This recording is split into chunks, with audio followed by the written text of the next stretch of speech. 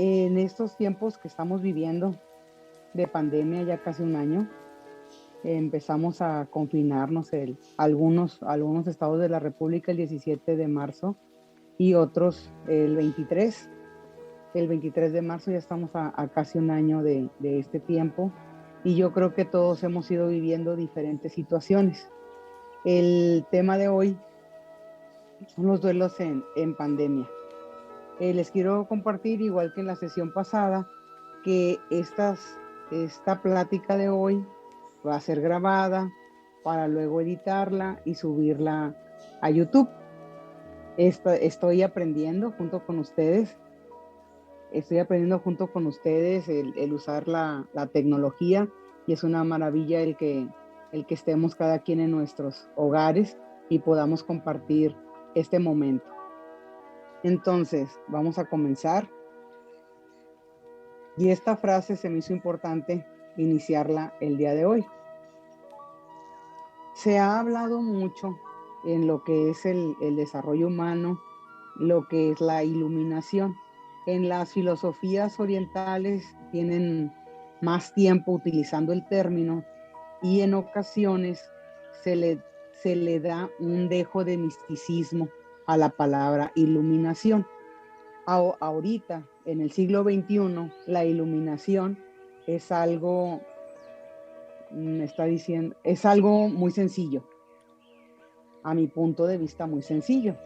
La iluminación es que estemos conscientes de nuestros pensamientos y de nuestras emociones y que busquemos el transformar los pensamientos en positivos y las emociones irlas autorregulando en emociones positivas. Este proceso de conocernos y de ir transformando los pensamientos y las emociones es un proceso de vida. En algún tiempo yo creí que se iba a llegar el momento en el que estuviera ya lista, que no me iba a enojar, que no me iba a perturbar, que todo iba a fluir. Y he buscado eso desde hace 23 años, afortunadamente y gracias a Dios. Y en lo que he ido revisando en mi experiencia personal y con las personas para las que trabajo, es que ese estado es fugaz y es momento a momento. Entonces, el ir trabajando nosotros en nosotros mismos para transformar los pensamientos y las emociones es el camino a la iluminación. Y pues estamos viviendo una oportunidad histórica que es la pandemia. Les quiero compartir mi punto de vista. La pandemia nos ha quitado los distractores, muchos distractores que antes teníamos, como eran eventos sociales, ciertas cosas de diversión, de entretenimiento, de reuniones, quitó los distractores y nos dejó en un plano personal en la relación con nuestras familias y con las personas con las que trabajamos. Ahorita, por ejemplo, cada quien estamos en el hogar de cada quien, en el lugar de cada quien, y aún así estamos próximos en el contacto con nosotros de manera virtual, pero de manera física no. La pandemia nos dejó retirados de manera física y nos quita los distractores. ¿Qué es lo que ha pasado con eso? Que tenemos que desarrollar recursos para tener una proximidad más íntima con las personas con las que nos relacionamos y con nosotros mismos. Y precisamente ese es el campo de estudio del desarrollo humano. Cómo me relaciono con la gente próxima a mí y cómo me relaciono conmigo misma. Algunas personas ya estaban acostumbradas a esto porque ya estaban en su proceso personal desde el siglo XX, pero otras no es así y otras probablemente no se han dado cuenta que ya no es así.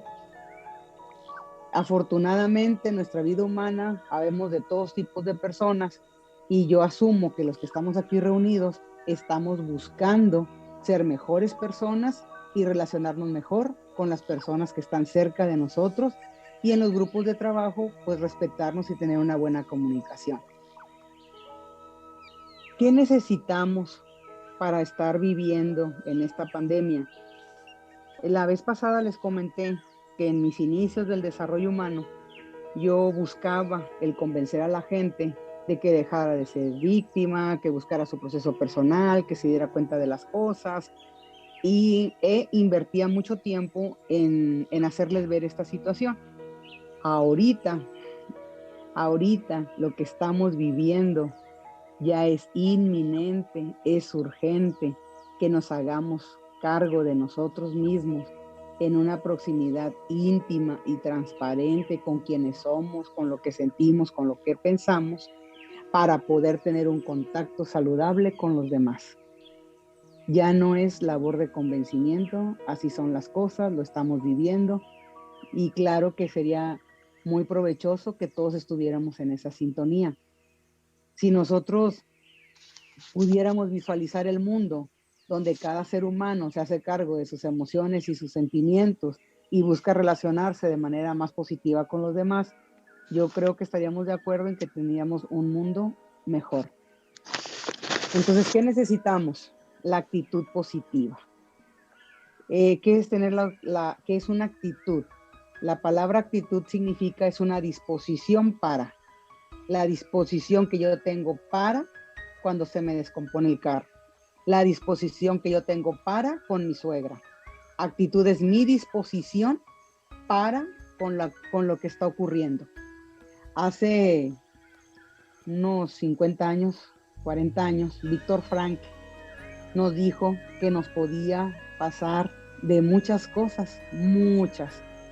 Esas cosas que nos ocurren alrededor, nosotros no somos responsables de lo que ocurre en muchas circunstancias a nuestro alrededor. La pandemia está ocurriendo y no somos probablemente de que esté ocurriendo esa pandemia como está ocurriendo, pero sí somos responsables, de acuerdo a Víctor Frank, el fundador de la Escuela de Logoterapia, también parte de lo que es el desarrollo humano y la psicología humanista, si tenemos la responsabilidad de la actitud como la enfrentamos. Entonces, si mi actitud no es positiva, si mi disposición no es positiva para con la pandemia, pues ya voy de manera adversa a lo que está ocurriendo. El amor propio, muy importante. En algún tiempo, a principios de los 90 o del siglo XXI, yo creo que se tergiversó lo que es la autoestima. Autoestima, amor propio son un poquito diferentes, pero ¿qué es esto? ¿Qué es la autoestima? ¿Qué es el amor propio de manera general? Es el darnos cuenta, en primer lugar, que somos merecedores de la felicidad. Y en segundo, que tenemos la capacidad suficiente para enfrentar cualquier tipo de realidad. La confianza en que la puedo enfrentar. Y el modo en que la voy a enfrentar es con aprecio hacia mí mismo. No perder de vista mi aprecio por mí mismo. Ese es el amor propio. Y las habilidades emocionales, que es de qué manera identifico, acepto, reconozco, expreso, comparto mis emociones. Esto que les acabo de decir son las esferas de la inteligencia emocional de Daniel Goleman. Ahorita Daniel Goleman empezó a finales de los 80, principios de los 90 con el término de inteligencia emocional, y de ahí ya se vino desarrollando un conjunto de conocimientos que ahora lo aborda el campo de las neurociencias. Ahorita en el siglo XXI, en el 2021, en el año que estamos viviendo, hay mucha bibliografía ya acerca de lo que es el manejo emocional, de las habilidades emocionales, de la agilidad emocional, pero de manera sencilla. ¿Qué es la habilidad emocional? Darme cuenta de lo que estoy sintiendo y saberlo compartir o expresar adecuadamente. Para llegar a esto necesitamos desarrollar habilidades de autoconocimiento y de expresión verbal para poder hacerlo de manera adecuada. Y valor y confianza en los nuevos comienzos. Yo estoy casi segura, y tal vez mucha gente, cuando se acabe la pandemia, el mundo va a ser otro. ¿Se han puesto a pensar en eso? se han dado la oportunidad para ser positivos y confiar en que acabándose la pandemia el mundo va a ser otro y va a ser un mundo mejor. Hay una relación muy estrecha entre lo que yo veo del mundo es lo que yo veo de mí mismo. Yo creo que ya muchos de ustedes han revisado frases o bibliografía o temas o pláticas en las que se dice: no busques cambiar al mundo, cámbiate tú. ¿Qué significa esto desde la perspectiva del desarrollo humano? Que el mundo que yo estoy viendo, lo estoy viendo desde mi interior. Entonces, esa forma de apreciar, de percibir al mundo, sale de mi interior. Si yo desconfío de que el mundo va a ser un mundo mejor después de la pandemia, estoy desconfiando de mí. ¿Qué voy a hacer cuando termine la pandemia o durante la pandemia? No sé si han oído la frase: lo que es arriba es abajo, lo que es en el cielo es en la tierra. Bueno, tiene que ver con esto que les estoy diciendo. El modo en el que yo confíe con esperanza, con amor, con alegría, con actitud positiva del mundo, es lo que estoy haciendo hacia adentro. Ahora, en esto que les estoy compartiendo en este momento, lo que veo hacia afuera, lo que veo hacia adentro, es muy importante lo que les platiqué la sesión pasada: la honestidad. La honestidad con nosotros mismos. El autoconocimiento es una herramienta fundamental en la vida de cada quien. Yo puedo decir o expresar de dientes para afuera: sí, va a estar mejor el mundo cuando se termine la pandemia, pero no estoy siendo honesta conmigo misma. Vamos a hacer un ejercicio rápidamente, los que gusten, va a ser muy rápido. Pongan los pies en el suelo, su columna derecha, y observa tu respiración. Al observar tu respiración, date cuenta de manera rápida cómo está tu rostro, cómo está tu cuello, cómo está tu pecho, cómo están tus brazos, cómo están tus muslos, cómo están tus pantorrillas, cómo están tus pies. Vuelve a observar tu respiración y de manera súbita te pregunto: ¿cómo va a estar el mundo después de la pandemia? Lo que salga primero a tu mente es lo que probablemente hay en tu subconsciente respecto al mundo después de la pandemia.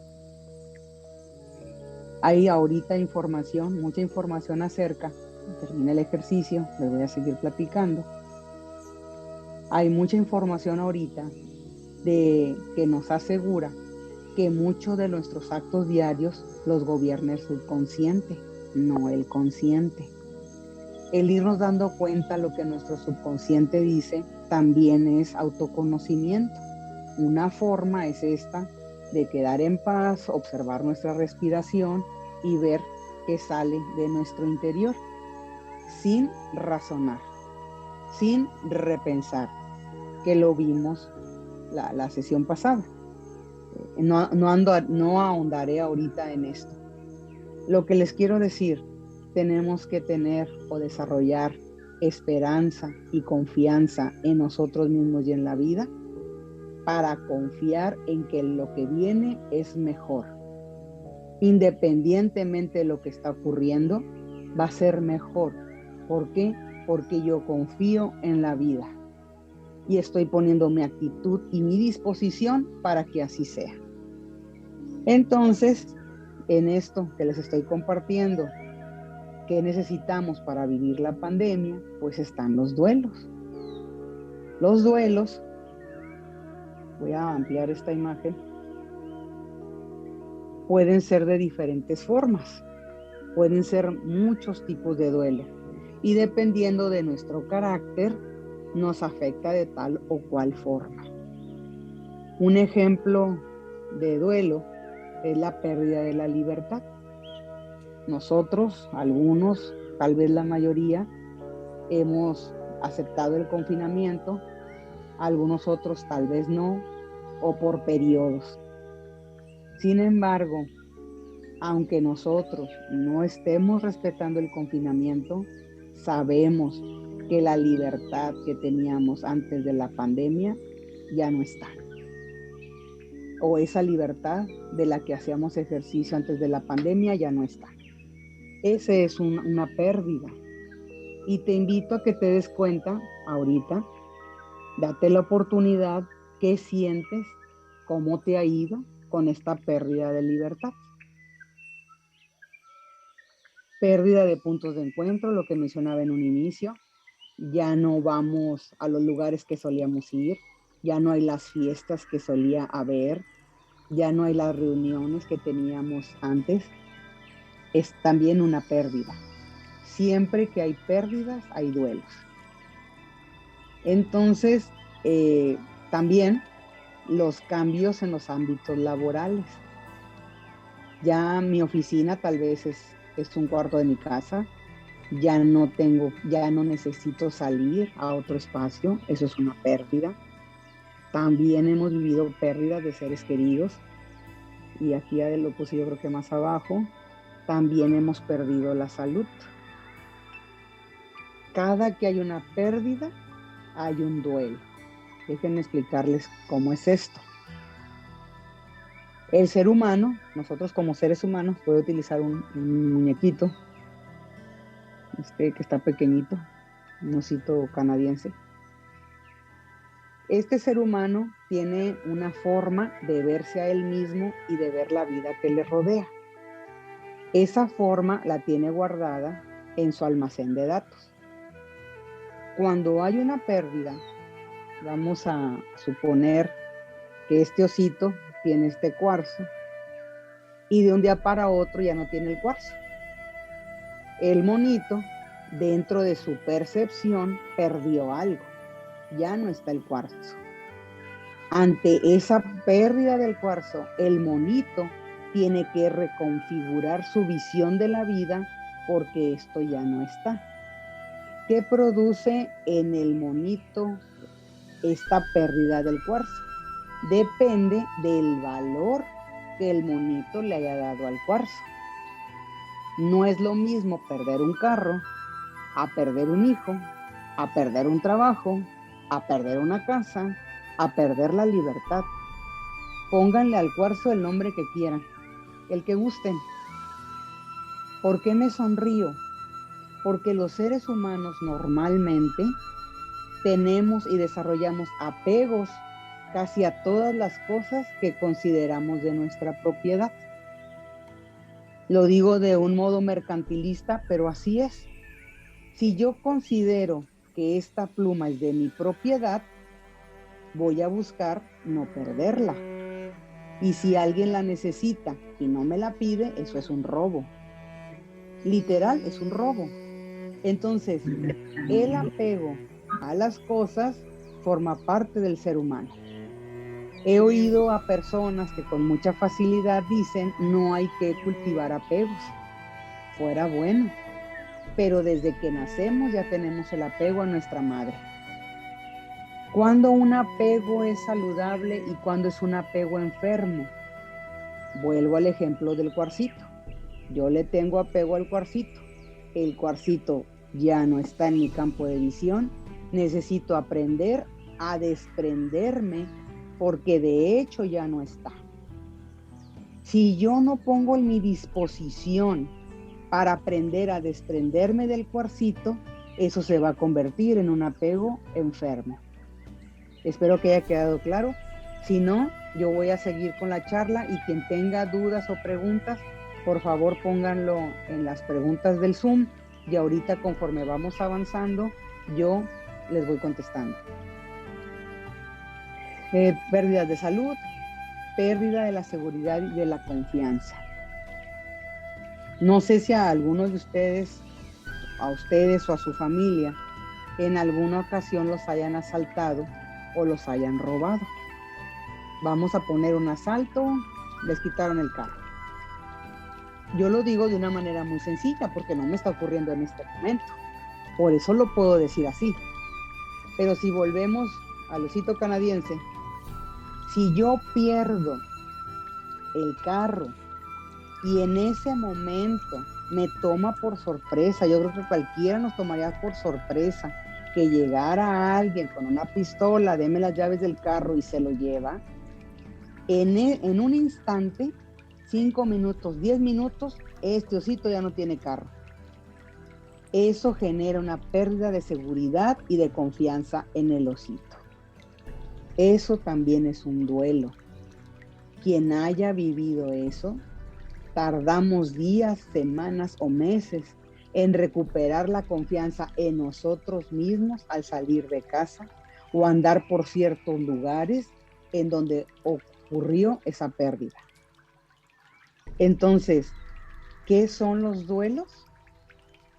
El duelo es el tiempo posterior a la pérdida de algo, que puede ser la libertad, puede ser la salud, puede ser un ser querido, puede ser el trabajo. Los duelos. Aquí hay una pregunta por el chat. ¿Cómo aprendo a desprenderme? Me voy a devolver a esta. ¿Cómo aprendo a desprenderme? Cuando estamos en nuestros procesos personales y más ahorita que ya son procesos más acelerados, necesito tener la convicción en primer lugar, la convicción y la decisión que lo prioritario para mí es mi estado de paz interior. ¿Qué es el estado de paz interior? El que en un momento dado tenga claridad mental y estén reguladas mis emociones. De manera simplista, ese es el estado de paz.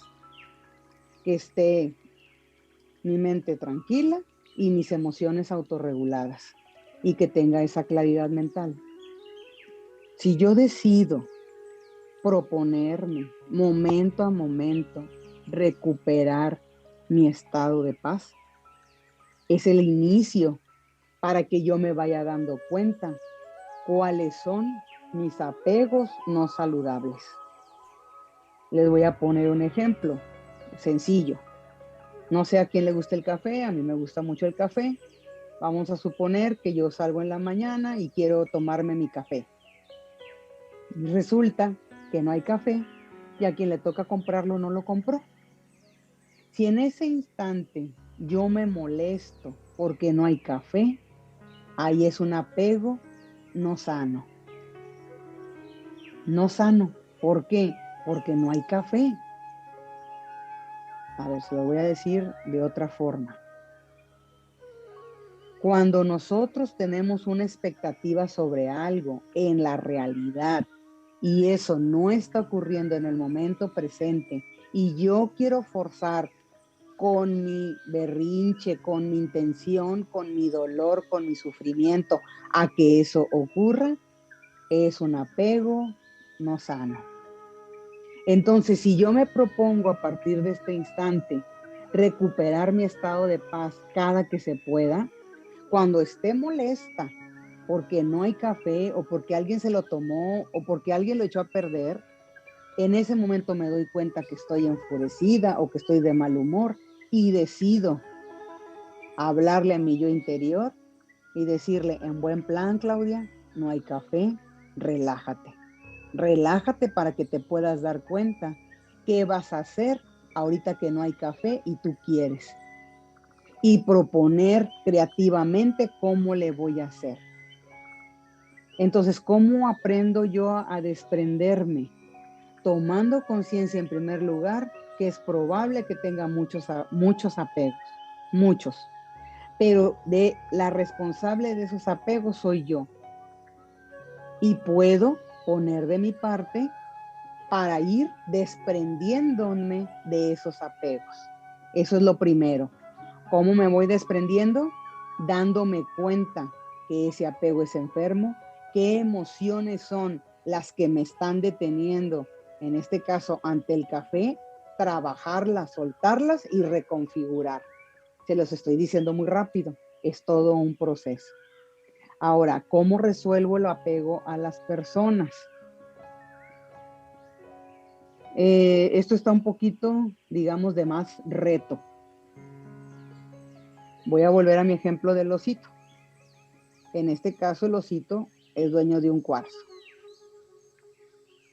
El cuarzo es una piedra, tiene muchas cualidades que nos ayuda a diferentes cosas, pero pues es una piedra.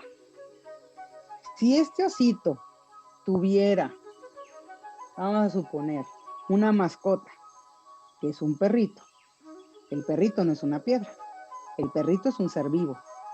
Entonces el ser vivo, si ha estado conmigo 3 años, 4 años, hay muchos momentos en los que este osito aprendió a vivir con el perrito.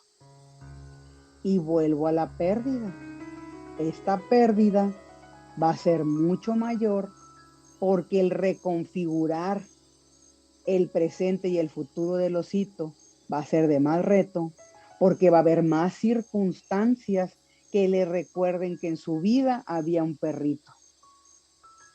Y en todas esas circunstancias va a poner de su parte para desprenderse de esas memorias con amor, con ese perrito, y recuperar su paz. Entonces voy a ir a la diapositiva de los duelos. Hagan de cuenta que este es la persona antes de la pérdida. A veces, por eso les quise poner la banquita, a veces la persona, le voy a poner este adjetivo, está demasiado cómoda. Muchos de nosotros, antes de la pandemia, estábamos demasiado cómodos. No había necesidad de desarrollar habilidades para realizar muchas cosas en la vida. No había necesidad. Ocurre la pandemia, que para mí, en este ejemplo, la pandemia es la flecha roja. Ocurre la pandemia y empieza el desafío. Se los voy a poner, no con la pandemia. Está la persona en su vida en un estado de comodidad, ocurre una pérdida y empieza el torbellino del cambio y presenta el desafío de renacer. Renacer es recuperar nuestro estado de paz siendo mejores personas de lo que éramos antes de la pérdida. ¿Cómo podemos lograr eso? De manera simplista, con lo que les estaba diciendo hace rato, proponiéndonos y recuperando nuestro estado de paz. Pero ocurre que en un duelo, y ahorita en la pandemia pues estamos viviendo muchos duelos, presentan una intensidad emocional en todos nosotros. Y la intensidad emocional, cuando no tenemos habilidades de autogestión, se siente horroroso. El estado de demasiada comodidad se disolvió, ya no está, forma parte del pasado. Ahora estamos en una intensidad emocional que nos invita a transitar el camino hacia el cambio de manera positiva. Aunque tengamos esa intensidad emocional en nuestro interior. Eso es un duelo. Salirme de aquí para borrar. ¿Cuáles son, en esto de los duelos, ahorita hay mucha bibliografía? Hasta donde yo sé, la que describió en primer lugar las etapas del duelo fue Elizabeth Kubler-Ross, una psiquiatra europea que ayudaba en un hospital a personas que estaban en los estados finales de vida, y ella se dio cuenta que el trato que se le daba a estas personas era demasiado frío, casi como un número de caso, y ella empezó a hacer estudios con estas personas, y de ahí ella es pionera en lo que es el campo del estudio del bien morir, Elizabeth Kubler-Ross, y definió varias etapas. Después de Elizabeth Kubler-Ross, ustedes pueden encontrar mucha bibliografía, gracias a Dios, acerca de los duelos. Pero yo les traigo aquí unas etapas, que son las etapas que en mi experiencia son las que yo consideraría. Estado de shock, estado de negación, estado de enojo, ira, irritabilidad, tristeza, desmotivación, sentirse uno víctima, venganza, envidia, rencor, resentimiento, y luego ya el darse cuenta o estar hartos, el estado de crisis y la saturación. Ahorita les voy a explicar uno por uno. El estado de shock, les voy a poner un ejemplo. No sé si alguna vez recuerden algún accidente que hayan tenido automovilístico. Hay un momento en que nosotros estamos viviendo como si fuera una película, como si nosotros no estuviéramos viviendo lo que está ocurriendo. Cuando estamos en ese estado en el que estamos viendo la vida como una película, a eso se le llama estado de shock. La conciencia no tiene la capacidad ni de percibir, ni de asimilar, menos de digerir lo que está ocurriendo. Entonces la mente manda una protección y empezamos a ver las cosas como si no fueran la realidad. Eso es el estado de shock. El estado de negación es cuando nosotros estamos viviendo, pero creemos que lo que ocurrió no ocurrió. Es cuando a veces tenemos la pérdida de algún ser querido y no queremos borrar del celular su contacto y sus conversaciones. ¿Por qué? Porque no quiero saber. Así de sencillo, no quiero saber. Entonces es el estado de negación. La conciencia, el yo, no está preparado para revisar esa información. Saliendo del estado de negación, en lo que yo he ido viendo en mi experiencia, pueden darse cualquiera de estos tres estados, no necesariamente en este orden y no necesariamente uno a la vez. Podemos pasar de la tristeza al enojo, del enojo a la venganza, de la venganza a la tristeza. Dependiendo de la gravedad de la pérdida, podemos durar aquí meses o años.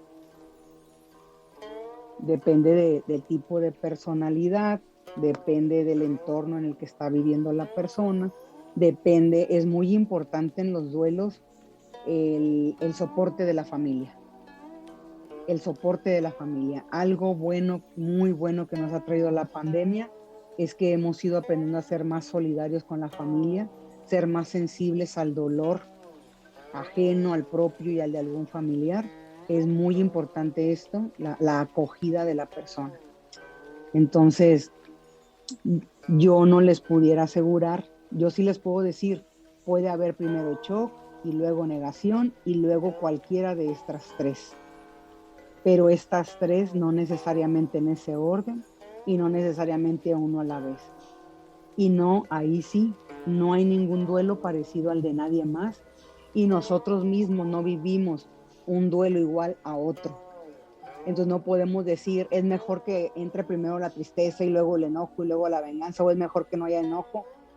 No, no hay regla, los seres humanos somos distintos. ¿Cómo se muestra el estado de enojo? Con irritabilidad, con ira, con explosiones. Y estamos en el estado de enojo, impotencia, frustración, todas las emociones de la familia del enojo. ¿Cuál es el de la tristeza? Pues no queremos salir, andamos desmotivados y en algunas ocasiones jugamos el rol de víctimas. Me quiero detener tantito en esto. Cuando nosotros estamos se me hace muy importante, cuando nosotros estamos en el proceso de duelo, que es la flechita esta roja que yo les puse, la duración de este proceso, como les estoy diciendo, la duración depende de muchos factores y la contención familiar ayuda a aminorarlo. Sin embargo, dependiendo de la gravedad de la pérdida, el dolor puede ser mayor en unas pérdidas que en otras. Ese dolor hace que nosotros de una manera más frecuente estemos sufriendo por la misma emoción de dolor o de tristeza. como esto es muy fuerte, hay una probabilidad algo alta que me empiece a autocompadecer.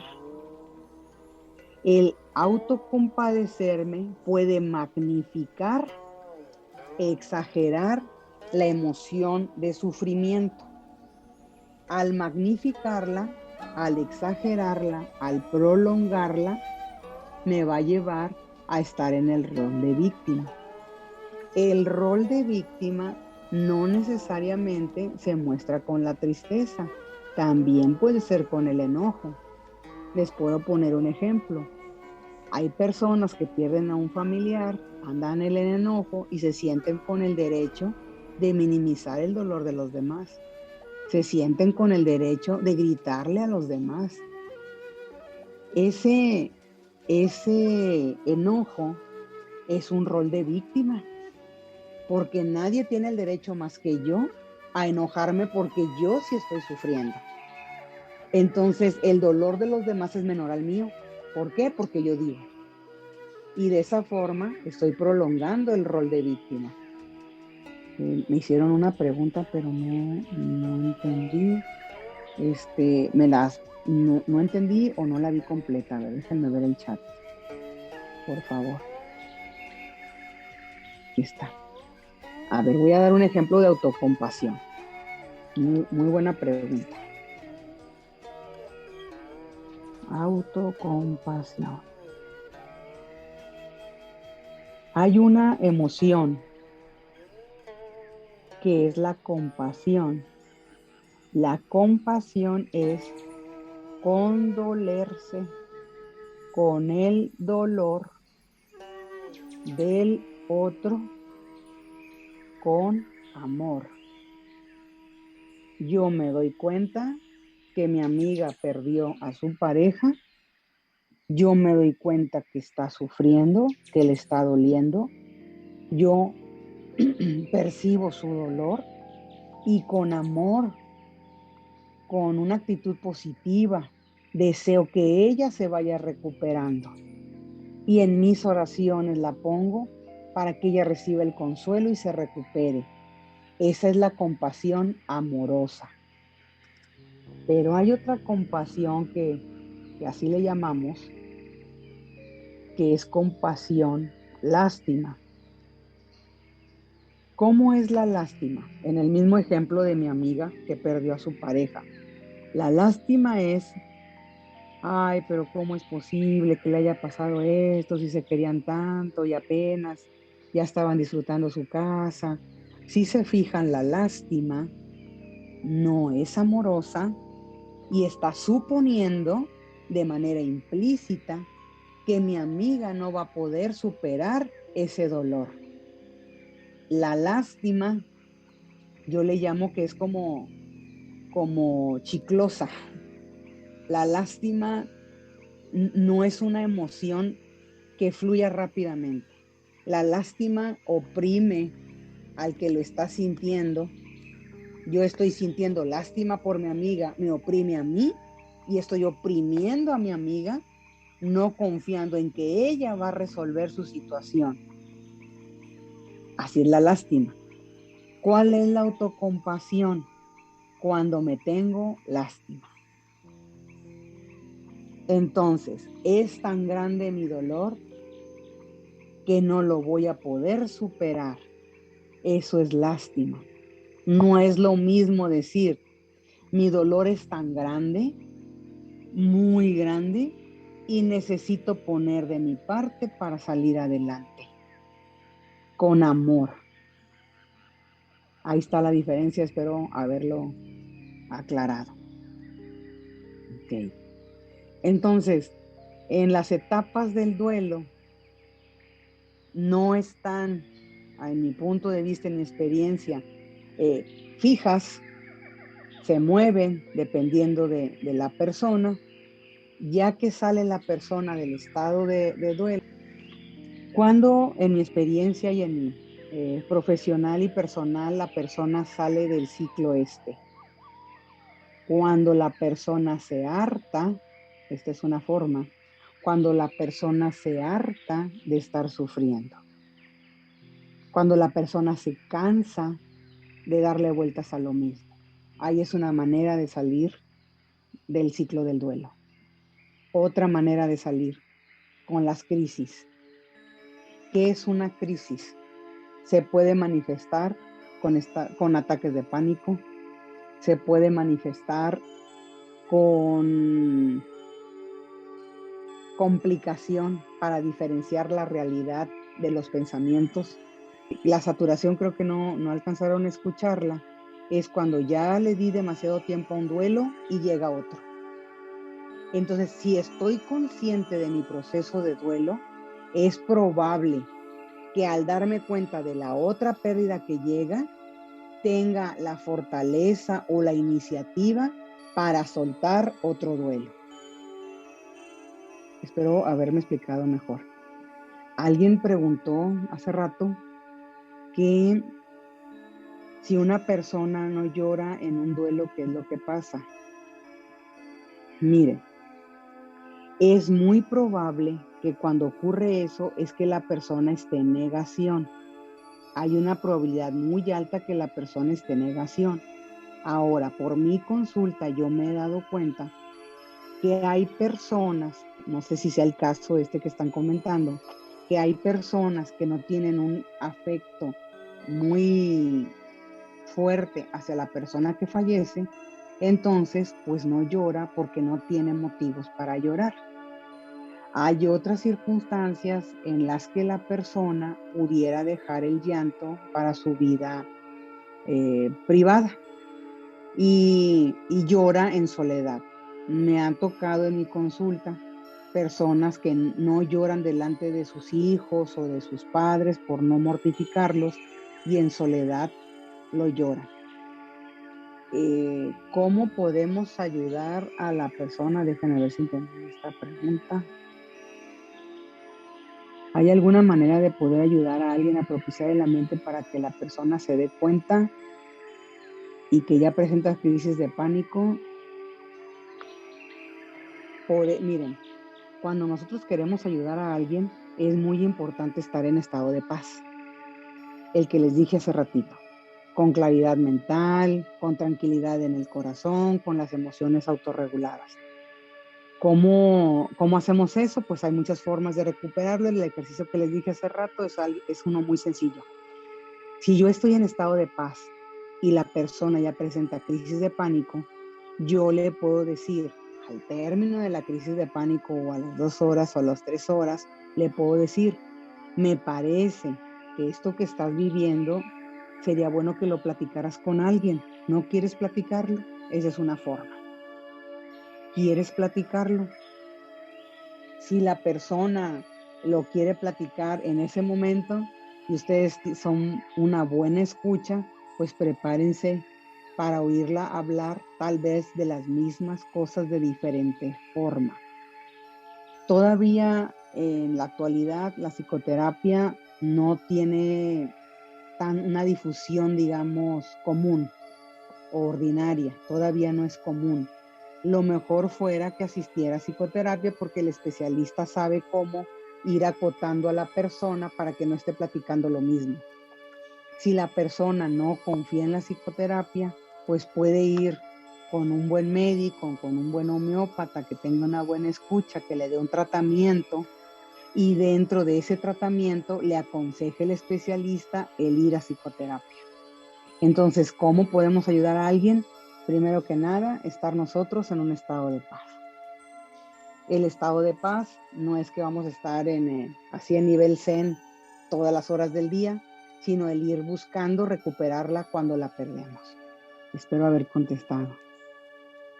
Cuando nosotros ya entramos a la parte de darnos cuenta o del hartazgo o de la crisis o de la saturación, ya viene una parte que es muy fuerte, que es cuando, de nada, con mucho gusto les contesto. Llegamos a una parte en donde el dolor nos cimbra y nos damos cuenta que eso que perdimos dejó de existir. Cuando llegamos a esa parte del duelo, sí es bastante dolorosa Es un darse cuenta muy profundo y es cuando ya podemos empezar a recomenzar. Para llegar a esta parte, pues vivimos un proceso de duelo y ya estamos preparados para el dolor. Si se fijan, los procesos de duelo no es nada recomendable del shock irnos al dolor de que ya no está y hazle como quieras. Si ustedes conocen personas que del estado de negación ya van, acéptalo, ya no está, acéptalo. Si fuera así de sencillo, pues la persona lo aceptara, porque yo creo que de manera profunda a nadie nos gusta sufrir, pero los procesos, pues es importante vivirlos. Y luego pues ya viene la parte de ver las cosas de una nueva manera y renacer. ¿Qué enemigos tenemos para vivir el proceso de duelo? Minimizar o exagerar o dramatizar. En ninguna etapa del proceso de duelo ayuda esto. Otro enemigo, el miedo a sentir. Esta parte a mí se me hace muy cultural. Es muy común que hay muchas personas que cuando sienten, lloran. Y si nosotros no estamos, digamos, abiertos a que la persona llore, vamos a poner sinónimo de llora, sufre. No es así. Es probable que una persona llore por coraje, que llore por dolor, que llore por tristeza, que llore por frustración.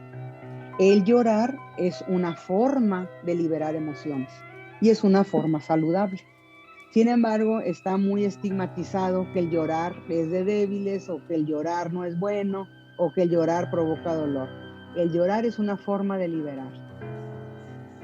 Y no necesariamente está la persona sufriendo. Yo creo que vemos varios de nosotros que de alegría lloramos.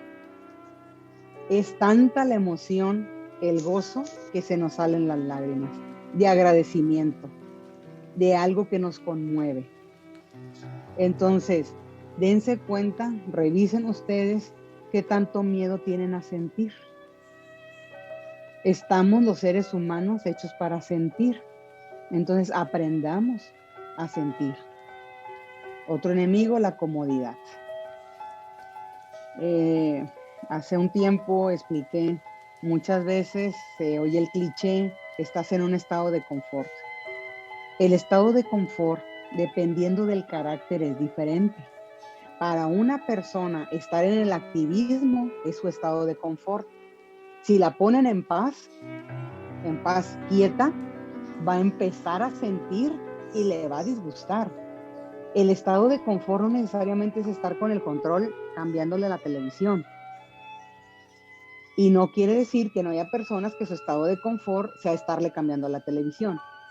A lo que yo me refiero es, dependiendo de cada persona, o hay un tipo de personalidad que el estado de confort es estar ayudando a los demás. Y ese es el estado de confort, estar ayudando.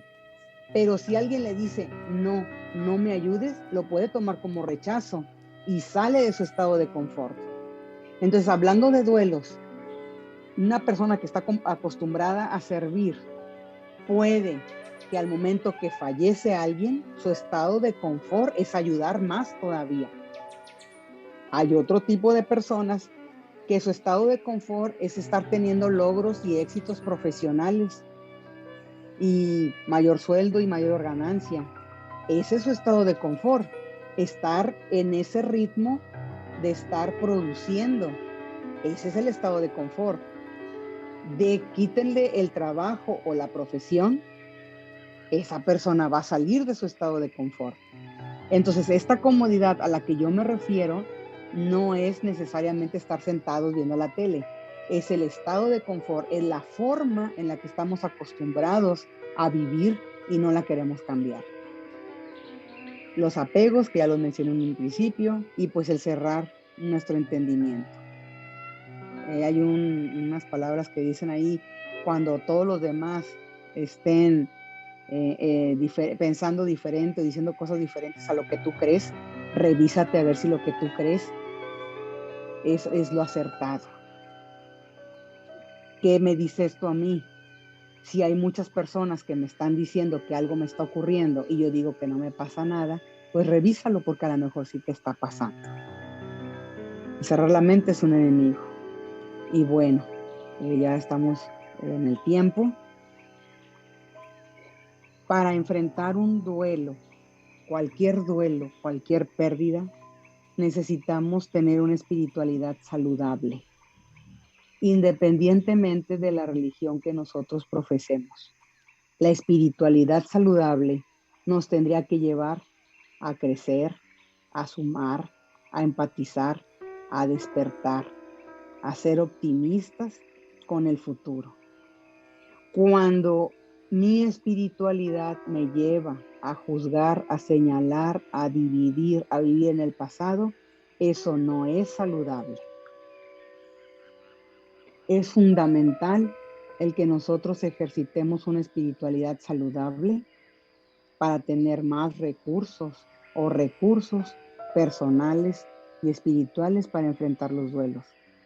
Hay pérdidas demasiado graves que necesitamos tener esa saludable relación con Dios, con el Creador y en quien nosotros creamos, que sea superior en luz, en amor, que nos sostenga para poder enfrentar y salir adelante con los duelos. Entonces, dense cuenta, su espiritualidad les ayuda a crecer, a sumar, a empatizar, a no dividir, a reaccionar de manera optimista. Qué bueno. Si su espiritualidad no los lleva a eso, revísenlo. Y bueno, los duelos, cualquier tipo de duelo y los duelos que estamos viviendo en la pandemia son para fortalecernos, para creer en nosotros mismos, en la vida y en Dios. Con esto pues estoy terminando mi presentación. No sé si alguno o alguien tenga alguna pregunta o duda. Hola. Gracias por tu presentación, por tu tiempo. Bueno, yo creo que esto ya es que ha pasado repetitivamente, ahorita que pusiste enemigos del duelo, cuando no puedes ver a tu familiar por la pandemia, ni ir a la funeraria, ni verlo, ni nada, eso también afecta en el ciclo del duelo y cómo puedes cerrar ese ciclo. Yo creo, ese es mi punto de vista, que podemos hacer los rituales en casa y podemos manifestarle a la persona que vivió su pérdida de muchas formas nuestra presencia y nuestro amor. Si la persona, digamos, no recibe nuestro apoyo o nuestra ayuda porque ella o él querían vernos en la funeraria, pues eso es muy respetable que lo hagan. Y nosotros necesitamos sentirnos tranquilos con lo que estamos haciendo. Ahora, sí es importante mucho el ritual de ver las cenizas o el cuerpo o abrazar a las personas, condolernos, sí es muy importante. Sin embargo, como tú estás diciendo, Ileana, el que nosotros lo hagamos en casa con las personas que estén a nuestro alrededor y hablarlo y platicarlo, de alguna manera pudiera ayudar a que no asistamos a la funeraria. Poner un altar, rezar, platicar, hacer videollamadas. Gracias a Dios la tecnología ahorita nos ofrece muchas oportunidades. Propiciar esos espacios para la charla, para la plática, para la compañía, para la escucha. Creo que sí pudiera ser una manera de sustituir lo que en un momento dado físicamente no podemos hacer. Ese es mi punto de vista. Ok, gracias, No sé Claudia. si te contesté. No, sí, con mucho gracias. gusto, Elena. ¿Alguien más? Déjame ver. ¿Qué nos ayuda o cómo podemos tener una espiritualidad saludable? Muy buena pregunta.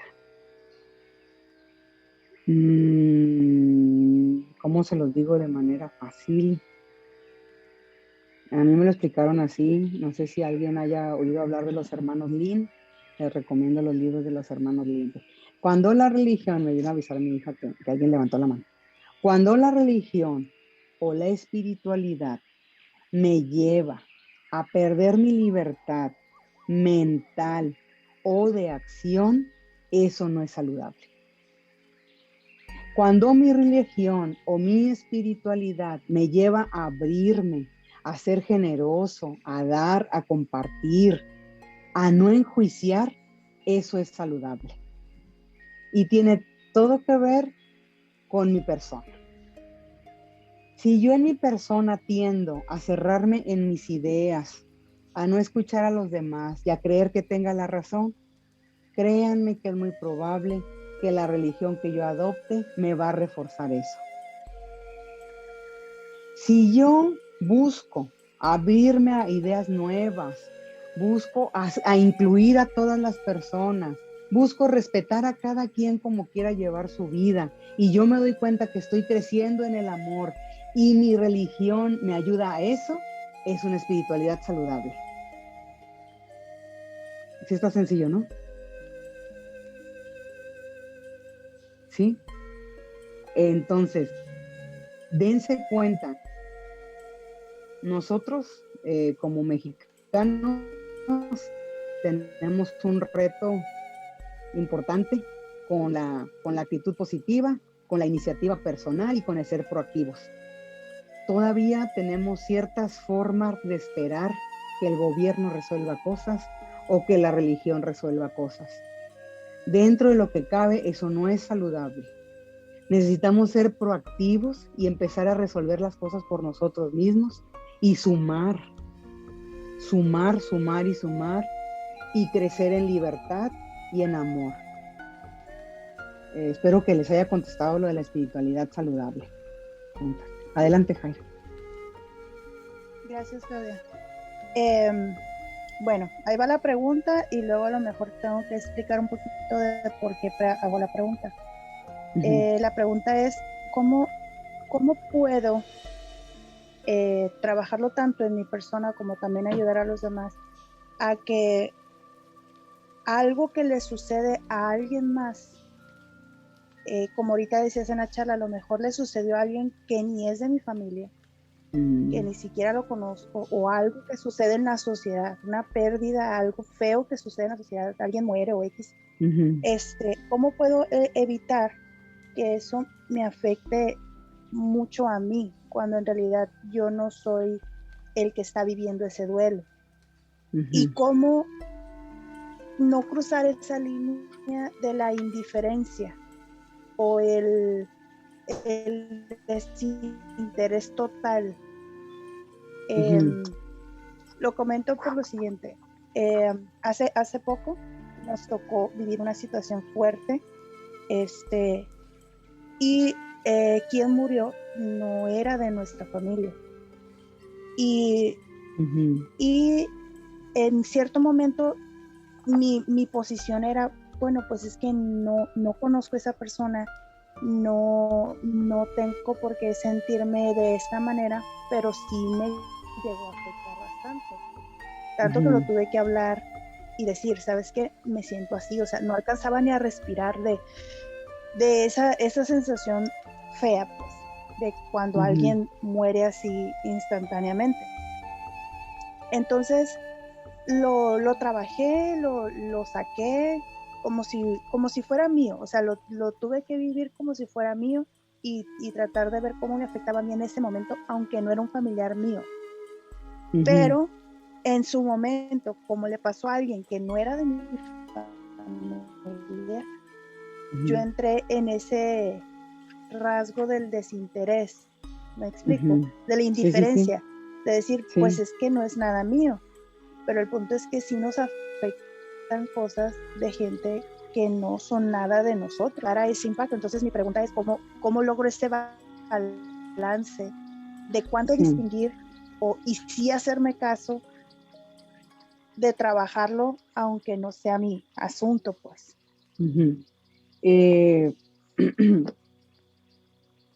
A veces los términos ayudan. Voy a poner mi mano de la muñeca a los dedos. En medio vamos a poner la empatía. En un lado vamos a poner la apatía o indiferencia acá, y acá vamos a poner la simpatía. En la simpatía me congracio o me identifico con cualquier persona, puede ser mi hermana, puede ser un artista, puede ser X ser humano. Me congracio, me identifico con la persona. ¿Qué es identificarse? Mi identidad la junto con la de otra persona, la traslapo con la de otra persona. Eso es identificarse. Me identifico, me traslapo con la otra persona. Entonces, la identificación es la simpatía. Me identifico. Cuando nosotros nos identificamos con algo, ya lo hacemos parte de nuestra energía. Vamos a pensar en cualquier personaje, el que ustedes quieran. Nada más que como tenemos diferentes edades, déjenme pensar. Juan Gabriel.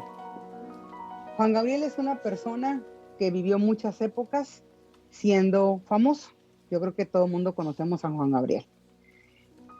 Si nosotros nos identificamos con Juan Gabriel y Juan Gabriel fallece, nos va a doler más que si no estamos identificados con Juan Gabriel. Espero de estarme dando a entender. Entonces, cuando yo me identifico, caigo en la simpatía, permito que esa energía o que esa persona en su forma entre a mi identidad, y va a ser más complicado que yo trabaje mis emociones, aunque sea un artista, aunque sea mi hermano, aunque sea una persona ajena, en la simpatía. En la apatía, pues creo que está más claro, el que me enfrío, no contacto, pero tampoco me solidarizo, porque en frío está la persona ajena a mí. Apatía, simpatía, empatía. Vamos a la empatía. En la empatía siempre es muy, muy importante empatizar como si fuera Juan Gabriel, como si fuera Tania, como si fuera Gabriela, como si fuera Claudia, pero no soy. ¿Me están captando la idea? No soy. Yo soy Claudia Gabriela Morales Gómez, no soy Juan Gabriel. Me gusta mucho su música, pero no soy Juan Gabriel. Si yo quiero empatizar con los hijos de Juan Gabriel, es como si fuera Juan Gabriel y dejó a sus hijos sin papá cuando partió, como si fuera, pero no soy.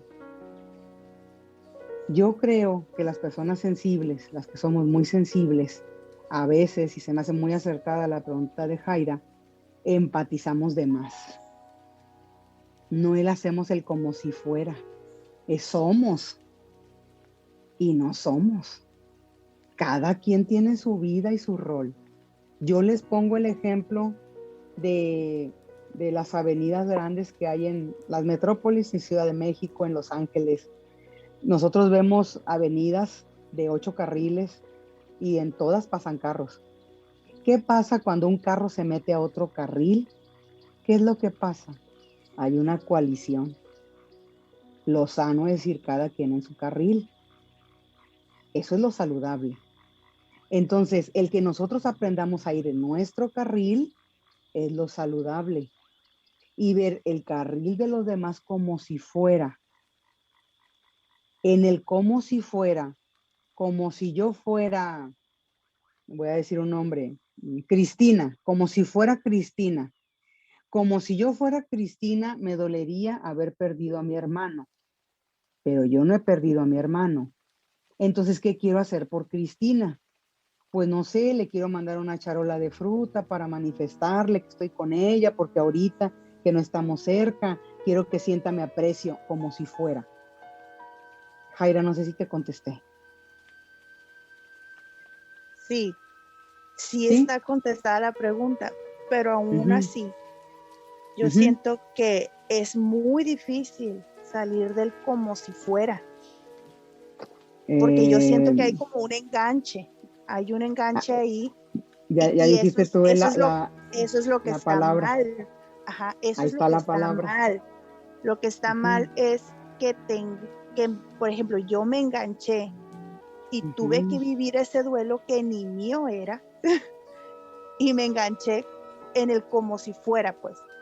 Y lo Ajá. trabajo y lo proceso regresándome, o sea, sacándome, como que si me dijera, hey, pero aquí está, tus hijos están bien, pues, a ti no se Ujú, te murió nadie.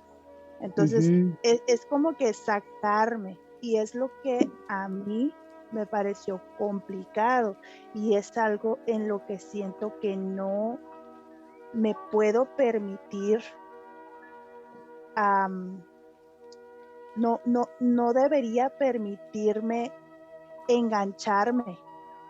¿Me ajá. explico? O sea, Entonces tengo tú que ahí, trabajar en eso, tengo que trabajar en esa tú ahí te estás empatía. contestando. Ajá. Aquí, Ujú. del como si fuera, ya te enganchas. El enganche es un apego. Te apegaste. Ahora, como tú dices, el no apegarnos a veces puede resultar complicado. Así como lo estás diciendo, pudiera ser que tú tienes facilidad para engancharte. Entonces, esto que acaba de ocurrir, haz de cuenta, te está ayudando a que te des cuenta que con facilidad te enganchas.